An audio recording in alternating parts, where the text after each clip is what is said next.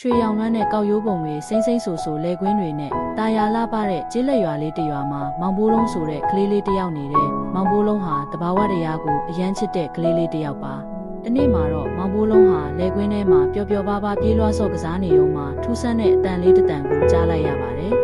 ။ကွီ